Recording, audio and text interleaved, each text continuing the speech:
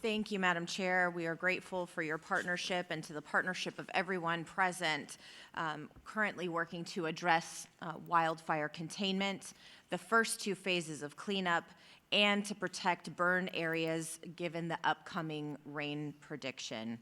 These extraordinary efforts require unity across all levels of government, and we know that recovery may be a long and complex process, but our residents deserve timely information on what to expect and how it impacts you directly. That's what today is about, sharing a clear plan about what the first two phases of recovery look like.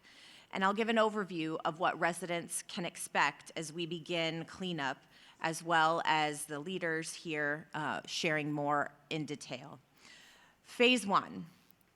This is happening now in partnership with the EPA, who is collecting household hazardous waste. They have invested $100 million, more than 500 personnel on the ground who are leading this effort today. This is allowing us in some areas to repopulate, which allows for people to come back into their communities, potentially for a long term, potentially just to see their site. But either way, some are choosing to go, some are choosing to wait, given that this toxic cleanup still needs to happen. And younger people, as well as older adults, are particularly at risk from the hazardous materials that are on the ground. So if you can wait, we encourage you to do so.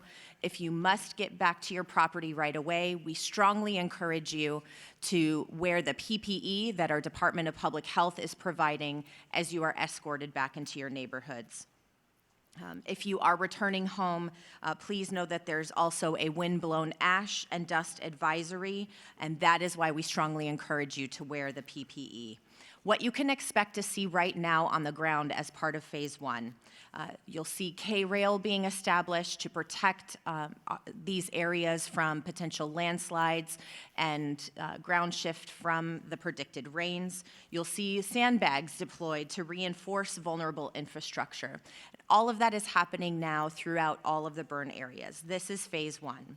Phase two of the cleanup, it will happen in partnership with FEMA and the Army Corps of Engineers, who will be leading on debris removal. And as you heard, residents can opt into this service. We will provide it for you if you opt in. You can also hire a private vendor. If you choose to go that route, you still have to adhere to all of the policies outlined by the EPA and relevant departments. We're working as quickly and urgently as possible on all of these phases of cleanup, as we know it is critical to get people back into their neighborhoods. And for those impacted whose houses are still standing, please know that it still may take some time for you to be reconnected, both for it to be cleared of the toxic debris and to be reconnected to utilities like gas and power. And Director Pastrella will be sharing more. In partnership on these emergencies, we are also grateful to the governor for issuing executive orders to expedite our recovery efforts. The county is the lead for the region on this critical work to clear debris from watershed, prevent landslides and mudslides ahead of upcoming rains. We are the lead of a partnership that is happening with state and federal partners, and working together, we will be able to provide this service for the entire LA County region. We don't need to see further loss of homes or roadways, and that is why we are working in a coordinated fashion. The governor gave the county the authority to lead on this work on behalf of the cities of Los Angeles, Malibu, Pasadena, and Sierra Madre. We've also set up LA Wildfires Recovery Task Force under a unified command structure that is led by our county OEM.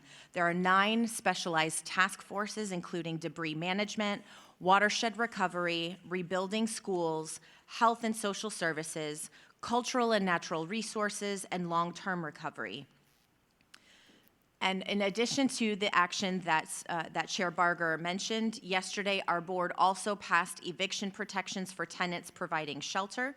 We adjusted our short-term rental laws only to those impacted by fires to increase housing availability. We also had a motion directing county to secure state and federal resources for emergency response, recovery, and wildfire prevention. and we continue to make sure that all necessary resources are being deployed for all of our residents, so there is no delay in this recovery effort. Specific to 3rd District infrastructure needs, we know that the PCH and Topanga Canyon Boulevard are critical regional roadways, and so we have also sent a letter to the California Secretary of Transportation addressing these specific infrastructure needs. 2 telephone numbers to keep nearby for mud flow concerns, 800-933-0930. And for debris removal, you can call 844-347-3332. We encourage you to continue to use the disaster recovery centers, as they include comprehensive services for all residents who have been impacted by these fires.